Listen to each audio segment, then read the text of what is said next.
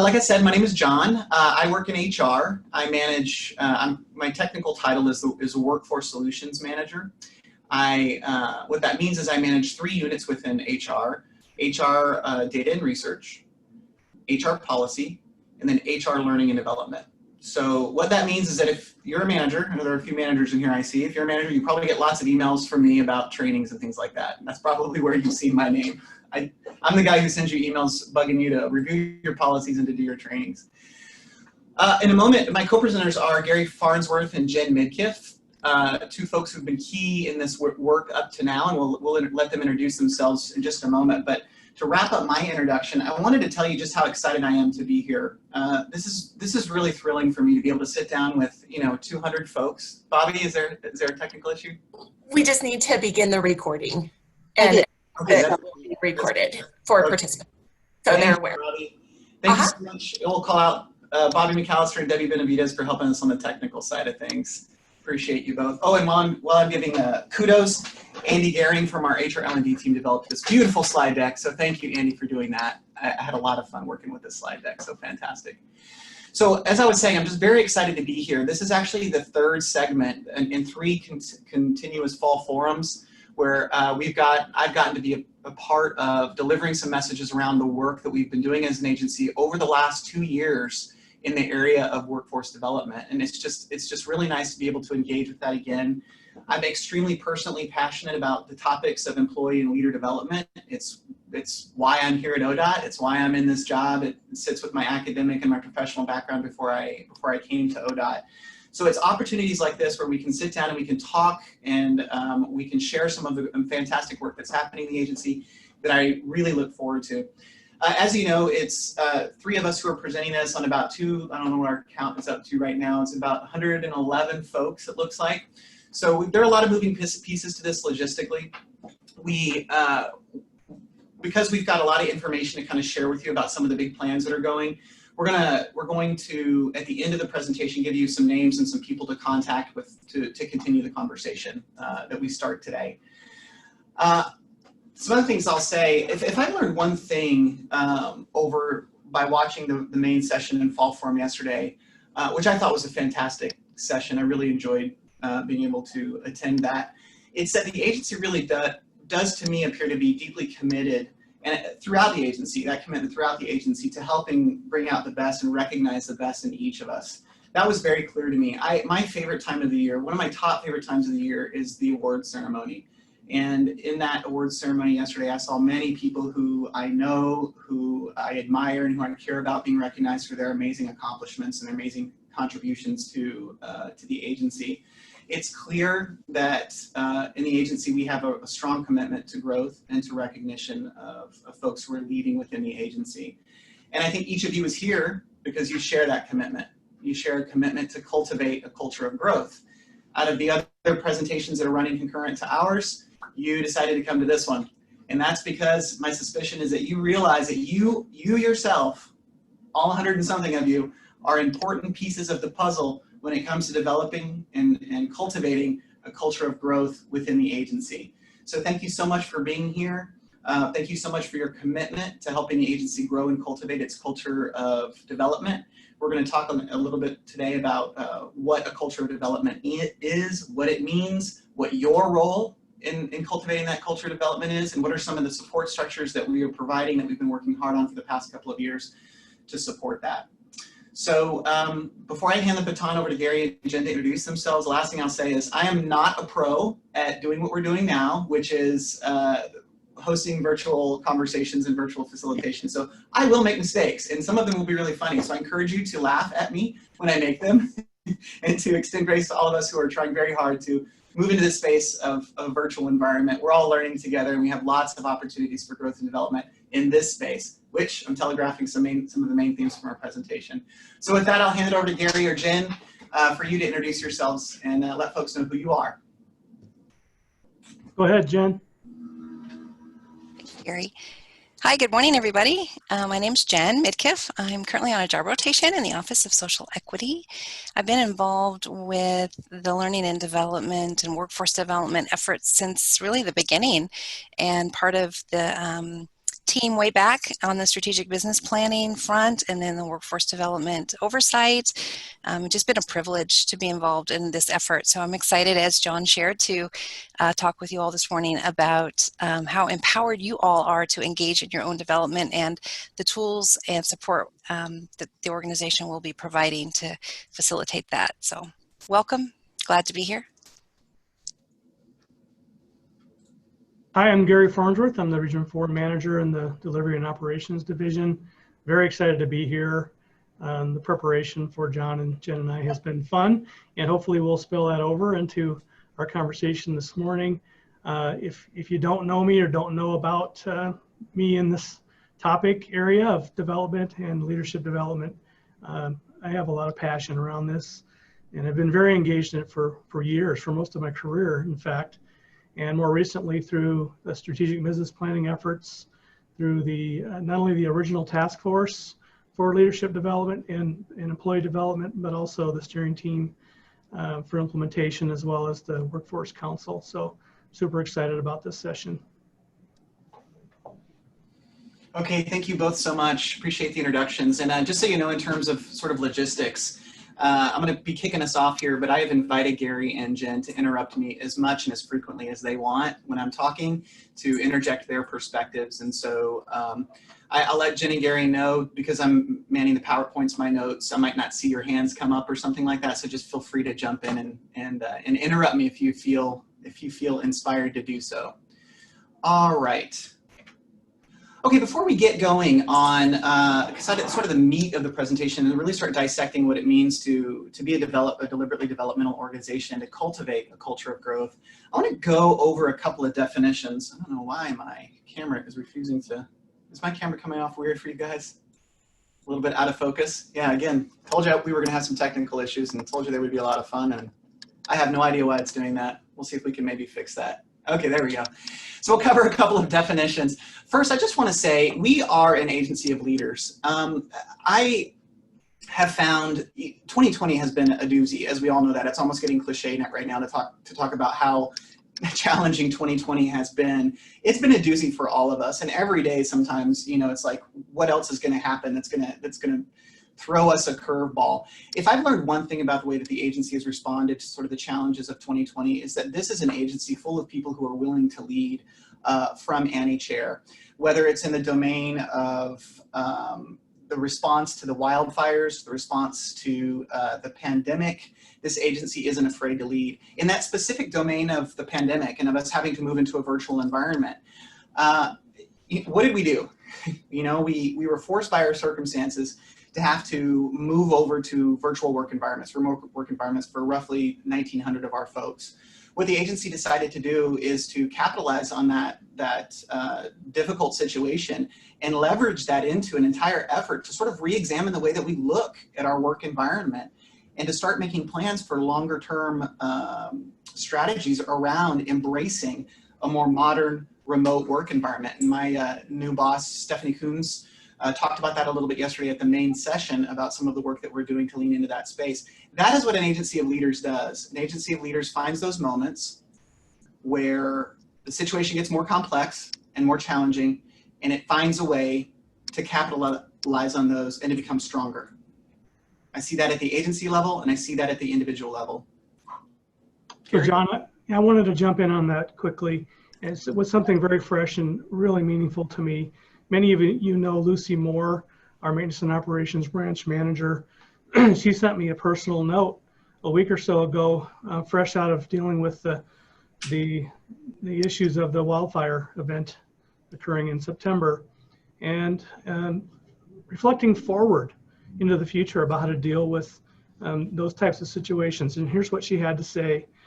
The response will need the leadership that is inherent in many ODOT folks. When you see a void, just have ODOT step up and run with it initially if it looks critical. Thank you, Gary, and fantastic testimony.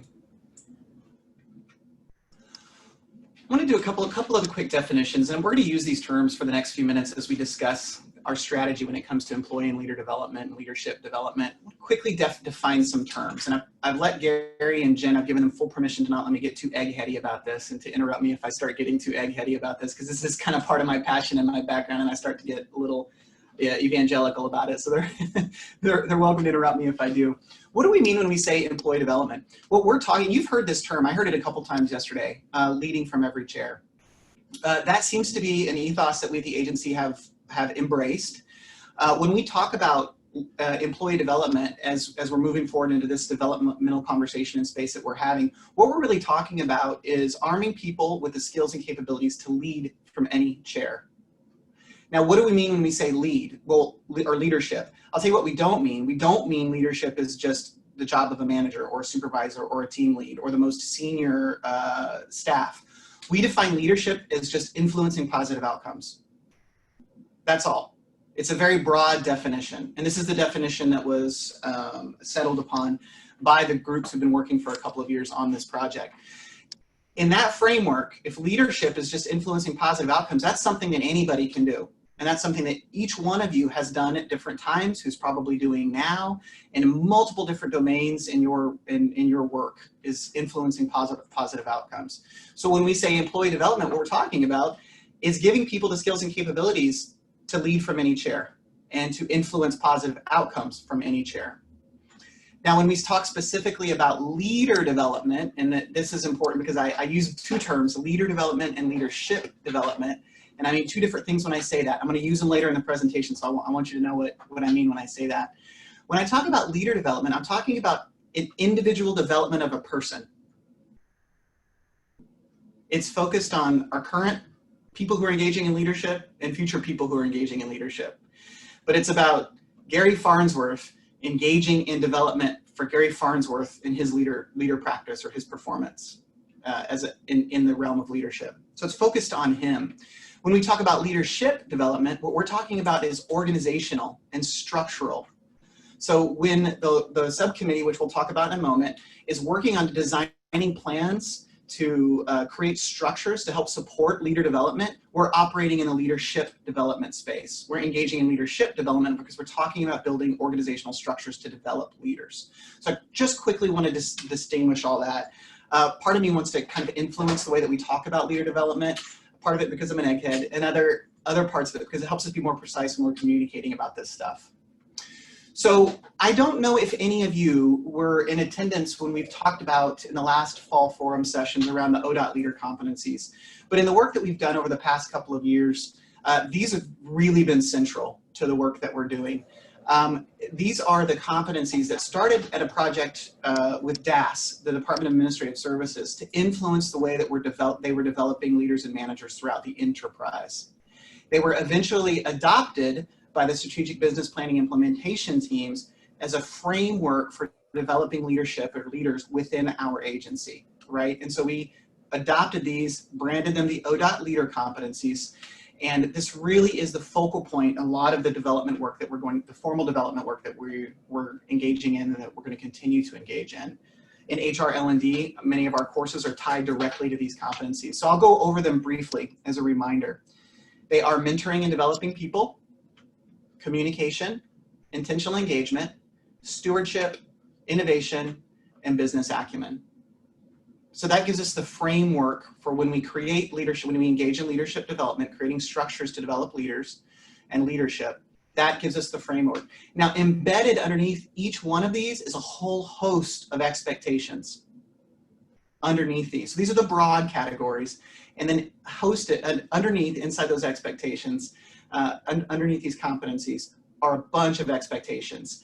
And what I can do is, there's a link that on our HR L&D page to that document, the ODOT leader competencies, that includes the expectations. I encourage everyone to visit that and to find out what those expectations are.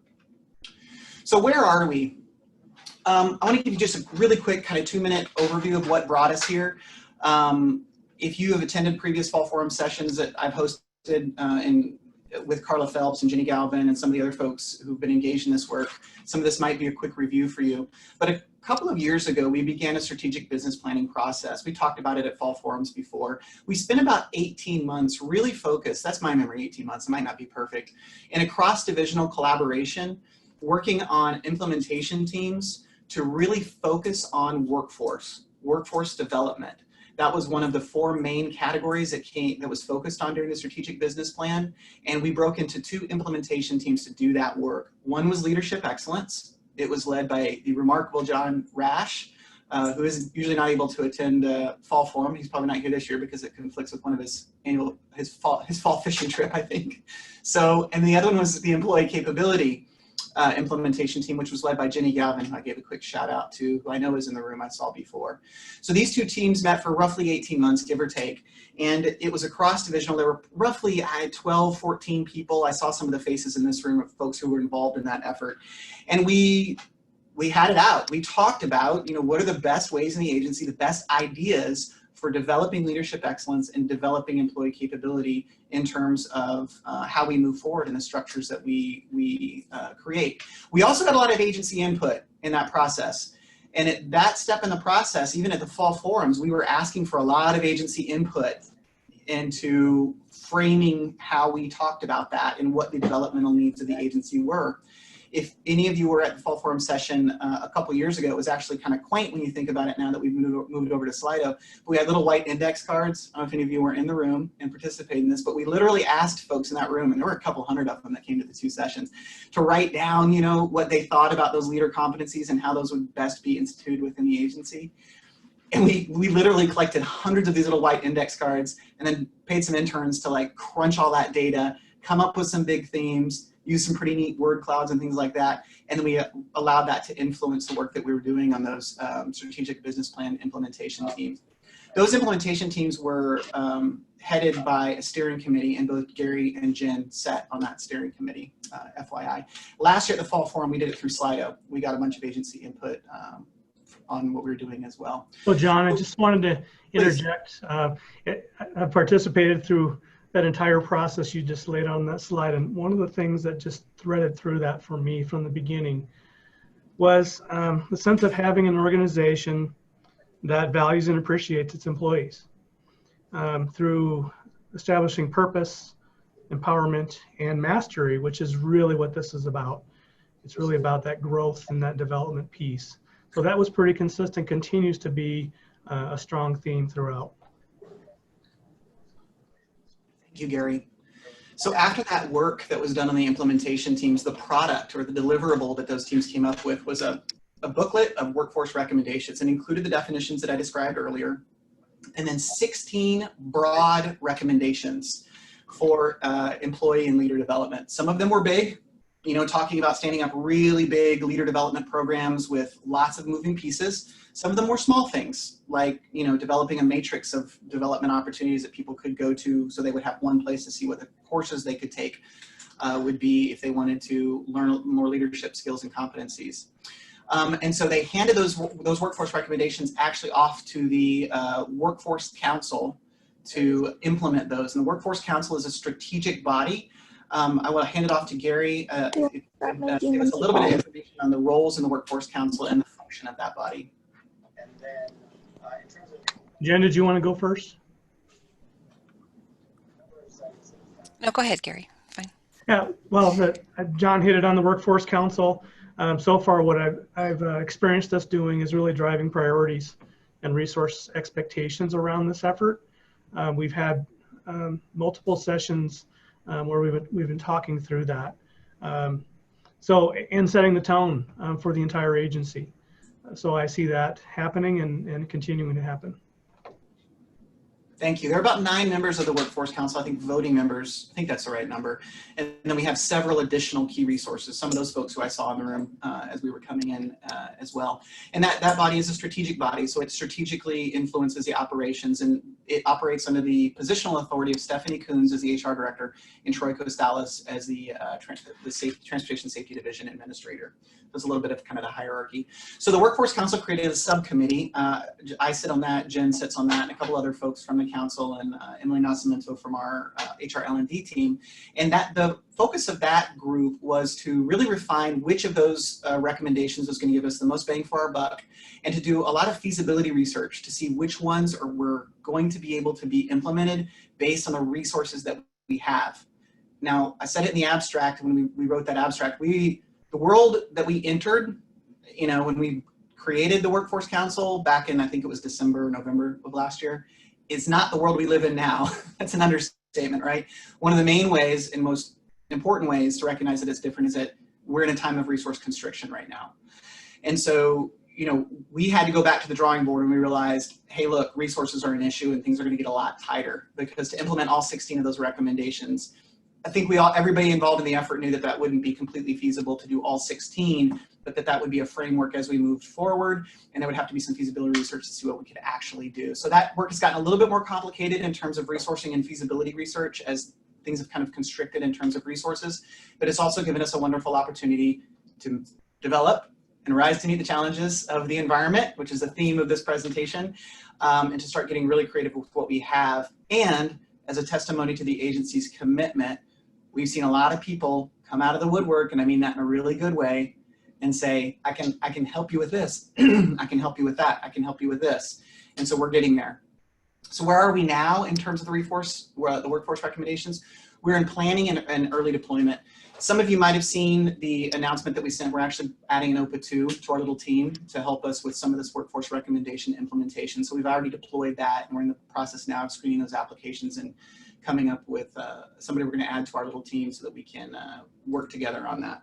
And then we're doing a lot of planning. We're handling it sort of like a project plan with specific deliverables and milestones and that sort of thing. Okay, let's talk about a little bit of context. This is just going to kind of frame up our conversation and talk a little bit about philosophy and mindsets as we move into, after this we're going to get into the actual structure. So what are the recommendations that we're actually going to be implementing? I don't want to get too theoretical on this, but there are some important highlights that I want to hit.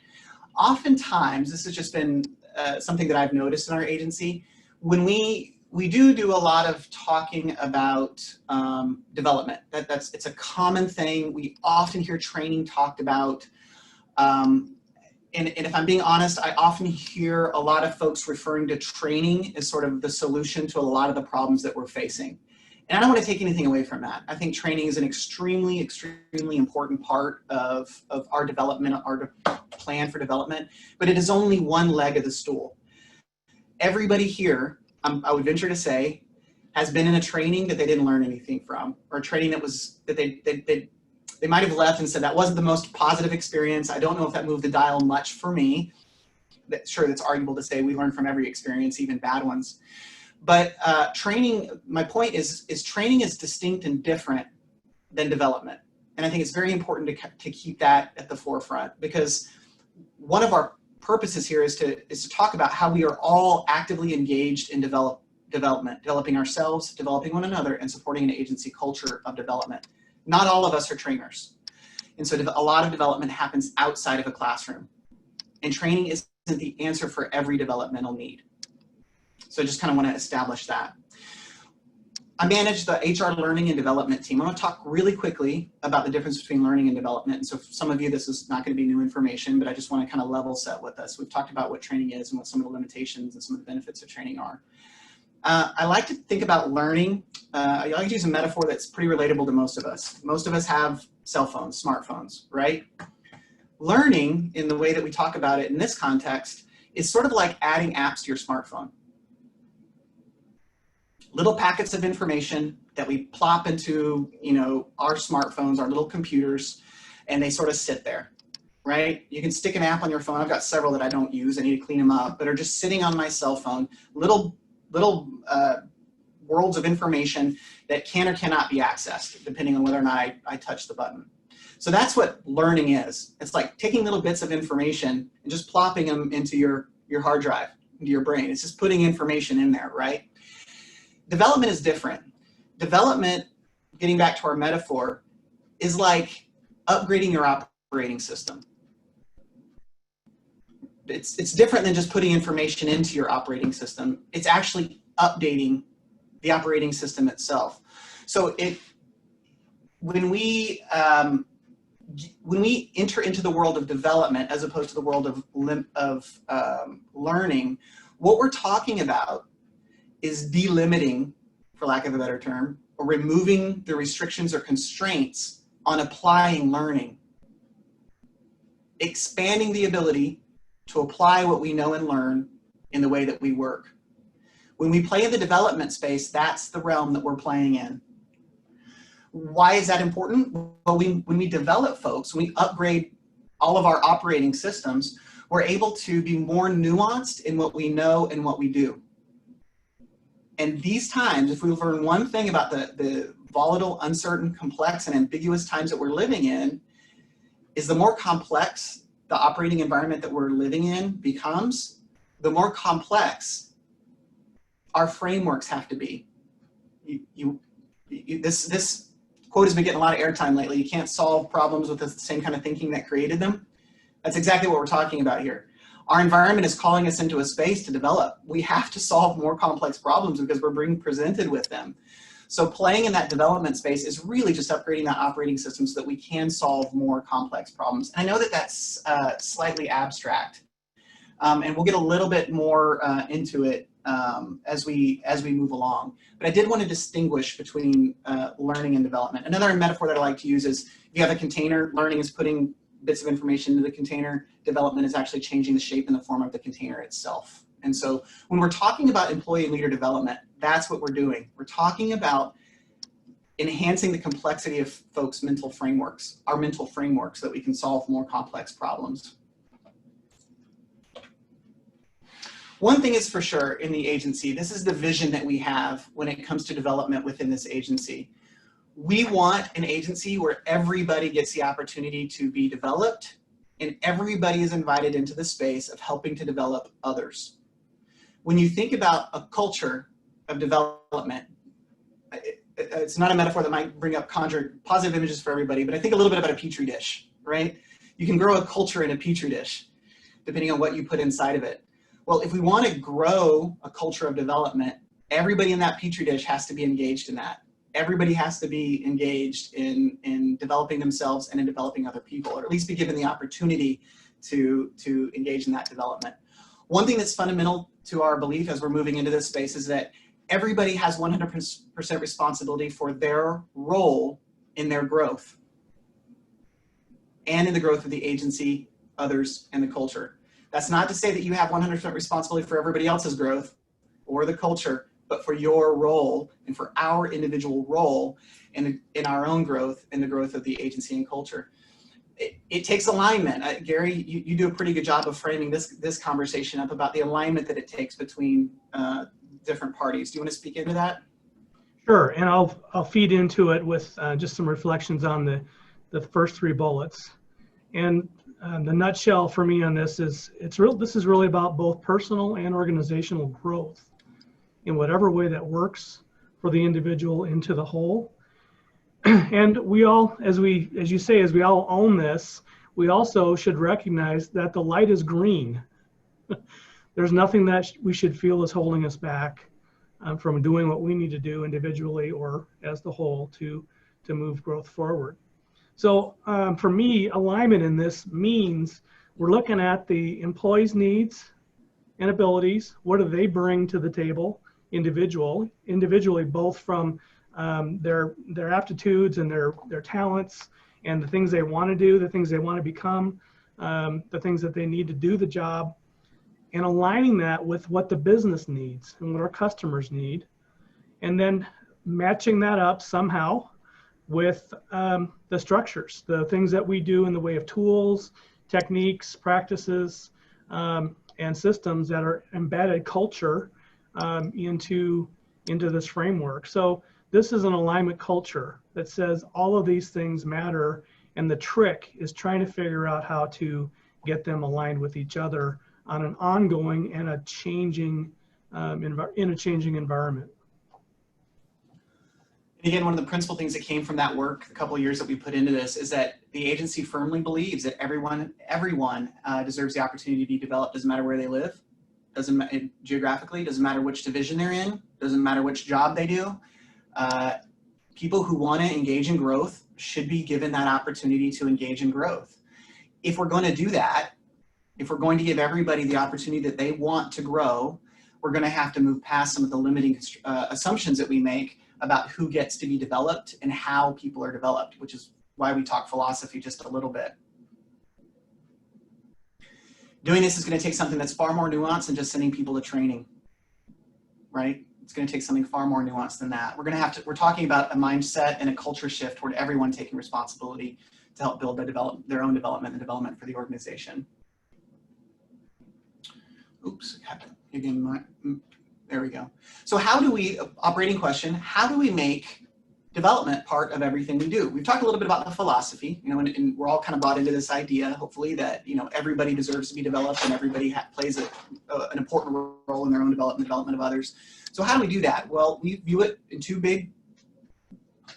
main categories, supporting structures and mindset. So let's talk a little bit about supporting structures. Before I was saying earlier that we weren't talking about, training isn't the only answer. Training is a part of the answer, but it's an important part. The operating system can't operate more complexly with more complexity if there aren't little bits of information inside of that smartphone that we can access. So a lot of times that's classroom, it's a book, it's lots of different ways that we put information into our operating system. So one of the supporting structures that we're moving through with the recommendations is formal leadership development. So what that's going to look like is most of us know about the transportation leadership programs. There are a lot of alum in this session who I saw some faces who I know are alum from Transportation Leadership Academy or Institute. We're going to continue that forward with a cohort of Transportation Leadership Institute into the next year. We're going to keep carrying that forward, which we're very excited to do. There's currently a cohort of Transportation Leadership Academy that's being run and it's being operated by the HR L&D team, coordinated by Emily Nascimento, who's doing a fantastic job. We've got about 24 folks who are deeply engaged and pretty close to graduation, remarkable leaders poised to do even more to influence positive outcomes from where they sit within the agency. So we're going to continue that work forward with another cohort of Transportation Leadership Institute. There are also some pretty remarkable, there have been historically remote leadership development programs out there in the regions. Every region has its own little leadership academy. And so what we're going to do is to continue or to align and coordinate with those leadership development programs to make sure that we're all sort of centered around the same competencies, those ODOT leader competencies, and moving forward. Jen or Gary, do you have anything to add about the regional leadership development programs? Excuse me, presenters, you're at 10 minutes. Thank you. Go ahead, Jen. Anything? Yeah, I would just add that I think this is a really essential component to have the local delivery and engagement in these leadership programs is a very powerful and empowering thing. But to have that alignment across ODOT around the competencies will bring the one ODOT voice to that experience. So, I mean, I think this model is just a really critical one for furthering the local autonomy of development as well as the one ODOT voice. Perfect, thank you. Yes, and speaking of one ODOT, John, you're referring to the division, the Delivery and Operations Division regions. We also extend geographically or functionally to the other divisions and other parts of the agency to participate in those programs, and we'll continue to make that commitment. Fantastic. It's also going to take a real commitment for us to share what we learn and look for opportunities to do that. Some of the other recommendations that we're instituting are conducting leadership conversations. Those are conversations focused on particular competencies and expectations within the ODOT leader competencies, and creating materials for managers to lead conversations at the unit level focused around leadership. We also are going to be continuing the Leaders Forum, which is another remarkable program that meets monthly. And again, look to the HR L&D webpage for information about the Leaders Forum, where we cover leadership topics once a month in an hour-and-a-half forum. We're also going to be doing a lot of deep work to promote the ODOT leader competencies. Some of the recommendations include ideas like peppering those competencies through multiple venues and media, whether it's inside ODOT, communications coming from HQ. I remember one of my favorite ideas was peppering them through the buildings for the folks who are still working in buildings. Just like we have the Wi-Fi password, this competency this month is going to be X or Y or Z. So a campaign to really promote those ODOT leader competencies. And then doing a lot to move the dial on support and awareness for employee development. This segment in TLI as part of the recommendations. Recommendations say Fall Forum, the recommendations say that we should be presenting at Fall Forum talking about these concepts. So we're fulfilling part of that by actually having this conversation today, not to get too meta on us though. So continue to create infrastructure to support awareness for employee development. We're also going to be doing work in helping to create a culture of, let me actually move this, so there's data structures. So we're going to be doing some work, we'll backtrack just a second to data structures. We're going to be acquiring some data technology to make a data case for what the specific competencies where we want to manage the delta on specific competencies. Also doing some infrastructure work on creating a culture of mentoring and coaching, increasing awareness for training opportunities, including creating a matrix of programs that people can take advantage of if they want to be developed. And then focus on within the agency on a campaign engaging employee development. So providing tools, theories, mindsets, and structures to help support a renewed commitment to employee development throughout the agency. And as we move forward, especially in the L&D space that we occupy here in HR, continuing to use the recommendations, those 16 recommendations, and the deep, underneath all of those recommendations with multiple bullet points of ideas that we are infusing in our employee and leader development courses that we create within HR L&D. When it comes to mindsets, we talked a little bit about that before, but one of the key mindsets is looking at everything as an opportunity for development. Again, nobody's going to be happy about the challenges that we've had this year, but we can probably all agree that we've been called to respond to them, and it's given us opportunities to grow as we've responded to many of the challenges. So one of the key mindsets is looking at everything as an opportunity for development. Gary, did you want to speak to the 5 mindsets and how that overlays with this conversation? Sure. So this is one of my mantras in life, and especially when things aren't going like I like them to remind myself to put myself in these mindsets, to think about what's possible with purpose. So what's that? Intention. Intention to our mission, intention to this sort of effort. If this is our intention, if we stay focused on this intention, it will happen. Also abundance I'll jump to. The question is, how can we make time for this? If we're talking about making this a part of everything we do, it takes time to do this. And abundance says we can't afford not to spend time on focusing on the priority of development and growth as we do our work. It's really about the ultimate of efficiency, and leadership is about this.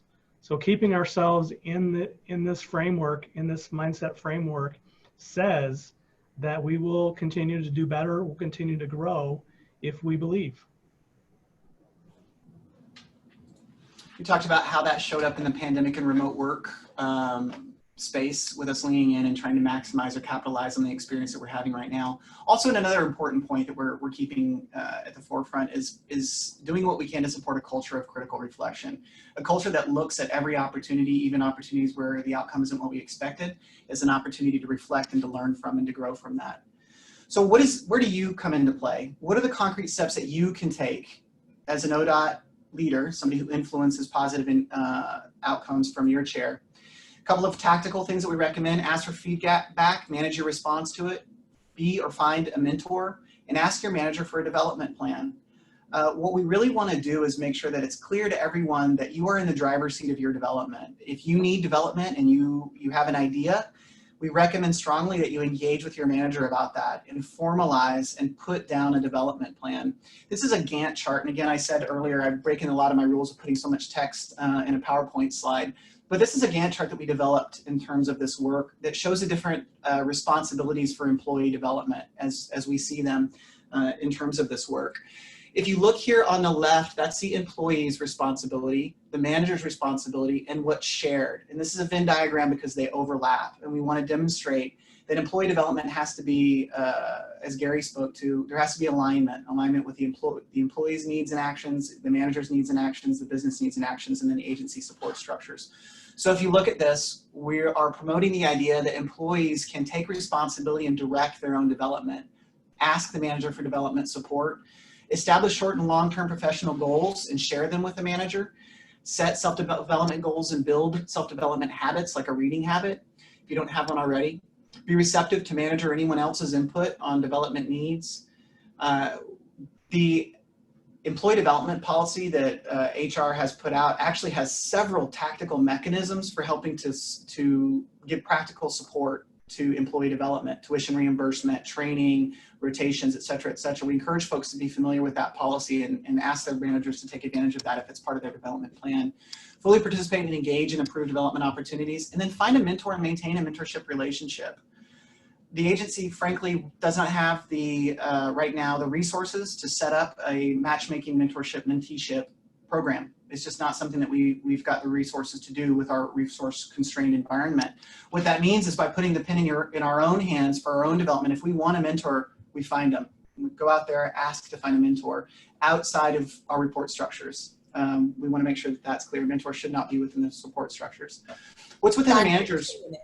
2 minutes? Okay, thanks. What's within a manager's responsibility? Assess individual employees' development needs. Allocate budget in an equitable way for employee development. Permit and support participation in those opportunities with schedule flexibilities, rotations, et cetera. Maintain a growth culture in our units. Coach employees on self-development. Create development activities to meet our needs, and model our own commitment to self-development, specifically in the capacity of coaching and being a mentor.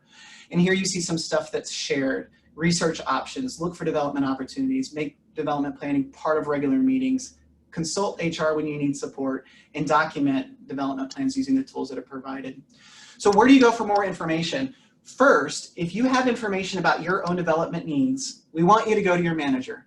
We know that if we're really going to change the culture of development, it has to be a grassroots effort. That has to be a big part of it. We can do what we can to create structures and talk about mindsets and talk about philosophies, but when the rubber hits the road, if we're really going to change to a culture that really is deeply embedded in development, you have to demand it.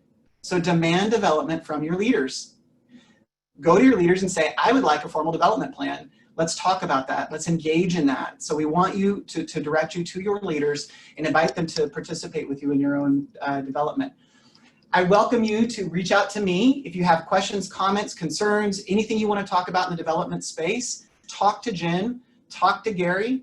I'll volunteer Emily Nascimento as well because she's on our little subcommittee and I'm sure she'd love to hear from you. I think she's in this so she can speak up if she disagrees with me. Talk to your division's workforce council representative. Every division is represented in the workforce council. Talk to that representative. And finally, I'll leave you with one sort of philosophical point. Oftentimes when we were asking for a lot of that input, we heard a lot of folks talking about, you know, what is the agency doing for this? What is the agency doing for that? And I think those are great and fair questions. I think those are questions that we need to answer. We should be prepared to answer and have good answers for. But every time we find ourselves asking, what is somebody else doing for my development? What is the agency doing to support my development? I also want us to ask, what are we doing in terms of our own agency to develop ourselves? So how are we exercising our own agency to drive our own development? So I thank you very much for being here. Again, I encourage you to reach out to me, Gary, Jen, or your division workforce council rep if you have any input on the work that we're doing here or any specific follow-up questions. And would open the floor to Gary or Jen to say your goodbyes and add anything you'd like to add. Thanks for your participation and your interest, and ask questions and be your own agent for your self-development. I'll just reinforce, if you're waiting for something to happen, the green light is on. And take advantage. Ask questions, ask for help, and provide help. That's how we're going to do this. Is we just make this our mindset that it's to be, that growth will happen for us, and we keep active. And reach out when you need support. If you need support from HR, talk to an HR VP, talk to somebody on the HR L&D team, talk to a trusted mentor, senior staff person. Reach out, get the support that you need. Okay, with that, we'll go ahead and close out. Thank you so much for being here. And again, thanks everybody for your technical support for this presentation. Really appreciate it. Appreciate your presence here. Way to go, John. Great job, John. Thanks. Thank you. Thank you. Bye. Thank you, guys. Thank you.